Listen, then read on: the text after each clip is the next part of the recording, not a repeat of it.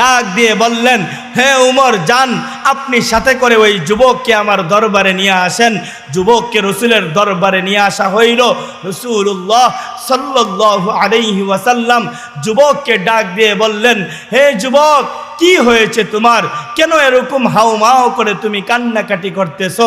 আল্লাহর নবী সরকার দো আলম নবী যখন এই কথা বললেন, যুবকের কান্নার মাত্রা আরো বেড়ে গেল।